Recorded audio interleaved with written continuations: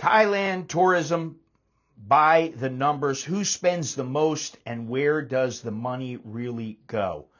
Thailand isn't just beautiful beaches and late night street food, contrary to popular belief. It's one of the world's largest tourism economies. In 2024 alone, more than 35 million foreign visitors came to Thailand and spent over 1.8 trillion baht.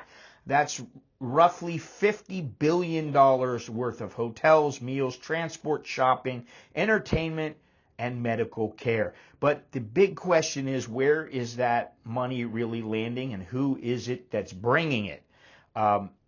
Is it mostly in Bangkok's mega malls and rooftop bars? Is it in Phuket's five-star resorts, or is it into new destinations like Suratani's islands and Chiang Mai's mountain retreats? Which nationalities spend the most per trip? How is the spending pattern shifting now that Thailand's borders are wide open again?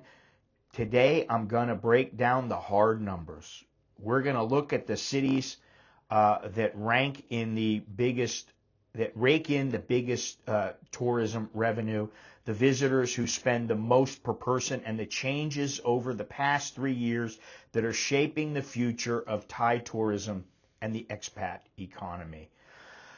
Before we get into this, a quick note. I've got a PDF book, the Expat Survival Guide 2025, Living Smart in Thailand. It is meant to help the expat or future expat. It's a no BS guide to long-term living here in Thailand. It's instantly downloadable. There's a link down in the description. In case you don't know, my name is Scott. I'm an American who's been living here for over 30 years. And I just want to ask, if you like this video, do me a favor, hit the like button. If you haven't subscribed, please subscribe. And hit the notification bell so that you will be notified of all the upcoming videos and live streams. And if you want to get a hold of me for whatever reason, if you need a consultation, you got a quick question, whatever it might be, anamericaninbangkok@gmail.com. Okay, so let's get into this. Thailand's tourist engine, the big picture. Like I said, 35 million foreign arrivals in 2024. The total foreign tourism receipts is about 1.8 trillion baht, or about $50 billion.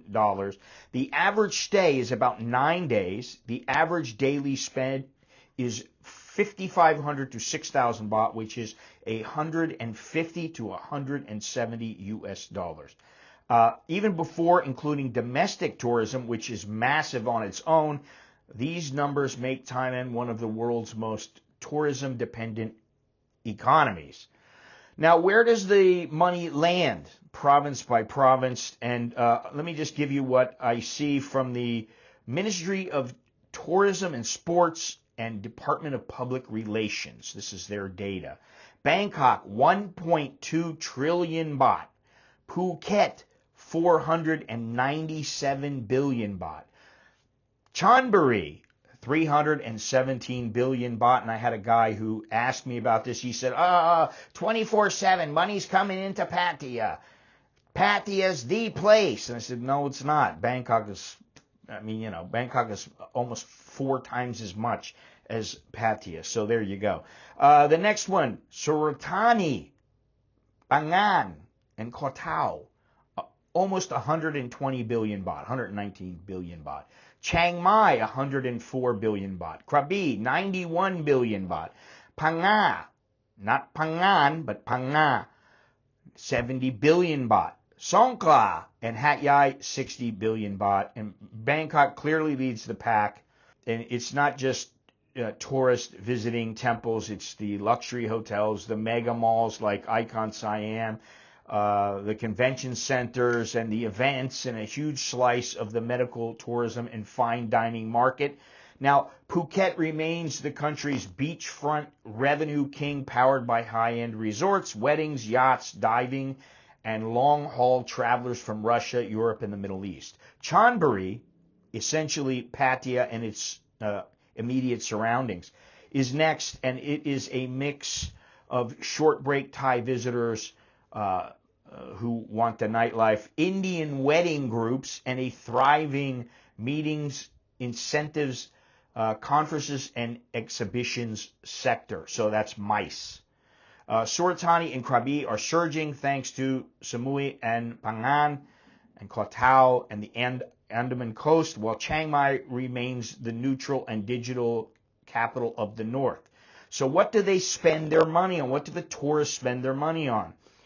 2024, accommodation was 36%, food and beverage 23%, shopping and souvenirs 18%, domestic transport 10%, entertainment 7%, medical and wellness 2%, and the remainder is on other services. And this explains why Bangkok, with its vast high-end hotel inventory and shopping scene, earns so much, and it earns quite a bit more than all the other provinces that rely on beaches and tours. Now, who spends the most? Middle Eastern visitors. Highest per trip spending of any group, which is about 88,000 to 100,000 baht per person. Think about that. That's over 9 days. Many travel as extended families. They book premium hotels and spend on shopping and halal fine dining. They also spend on medical tourism and wellness packages, and those are the big drivers. You got long-haul Western travelers from the U.S., Europe, and Australia, and the average trip spend is 70 to 75,000 baht a person, often staying longer and mixing high-end resorts with domestic flights and tours. Central Asian visitors, Kazakhstan, Uzbekistan, a fast-growing segment with a high per-trip spend, often over 100,000 baht. Popular for both leisure and shopping holidays. Let's not forget the Chinese. Still Thailand's largest group by a head count, but by 2025, they are a much softer group in the arrival numbers. Their per-trip spend is lower than on average than the Middle Eastern or long-haul Western travelers, but the sheer volume still drives huge totals.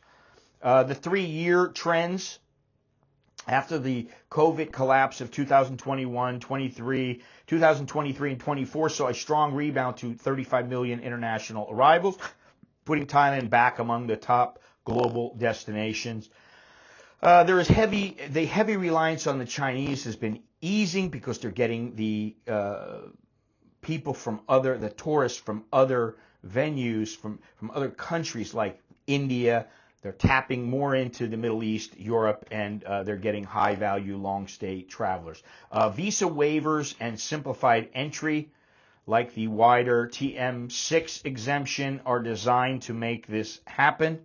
Luxury and wellness are climbing as key drivers in high-spend segments. Weddings, tourism, medical tourism, conferences, they are equally important and increasingly important to Thailand's growth plan.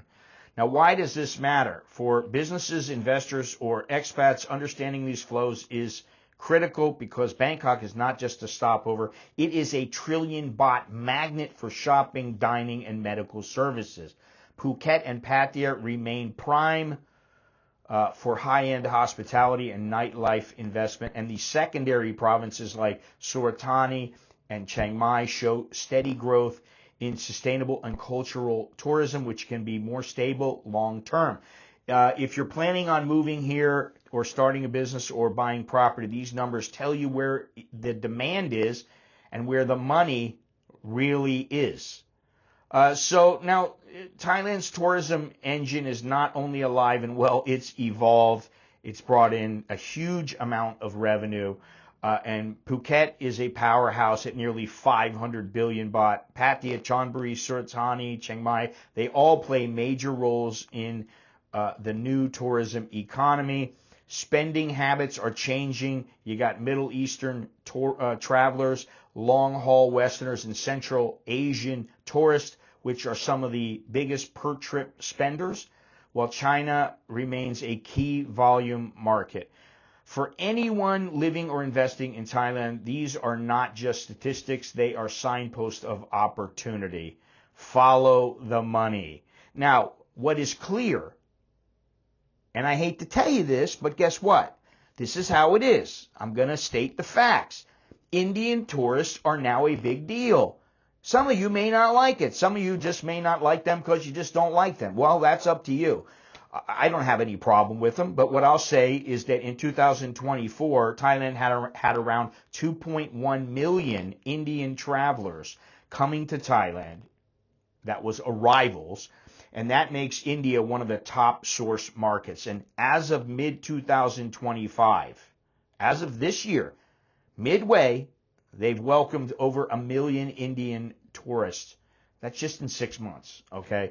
Indian tourists spend roughly 5,940 baht a day on average when in Thailand for food, hotels, shopping, which puts them in a high spender bracket, close to Chinese tourists who spend about 6,500 baht a day.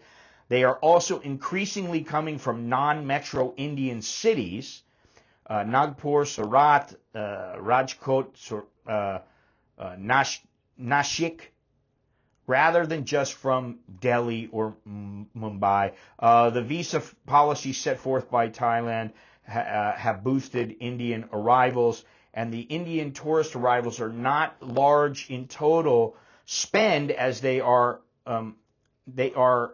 higher spenders yet, but their numbers and average daily spend makes them one of the fastest growing and highest potential groups. So they spend almost 6,000 baht a day on average, and they are definitely near the higher end of the non-premium tourists. With that volume and growth, it adds up fast, and they are making up a larger share of shopping, food, beverage, and hotel revenues, especially in beach resort provinces and Bangkok. Also, wedding tourism is relevant. Thai resorts and hotels are increasingly used for Indian weddings or pre-wedding shoots, which tend to bring in bigger group bookings. This increases revenue from the accommodations, transport, banquets.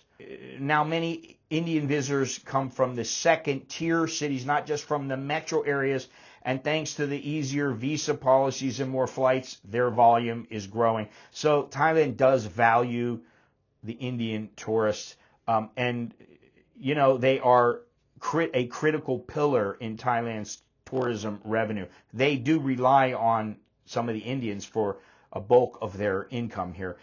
If you want to understand where the money's going in Thailand and where it's going in the tourism economy, you just can't ignore India anymore, and that's the truth. Okay, so if you want a more complete picture of all this kind of stuff and living here, get my book, the PDF version, Expat Survival Guide 2025, Living Smart in Thailand. The link is down below or on my website at An American in Bangkok at anamericaninbangkok.com. And if you want to email me, it's at anamericaninbangkok@gmail.com. Remember to hit the like button. So that's really all I have. So until next time, I'm Scott. I'm an American in Bangkok. Chok di leo jerken mai. I don't know how long I've been saying this, but that's good luck and see you again. Take care.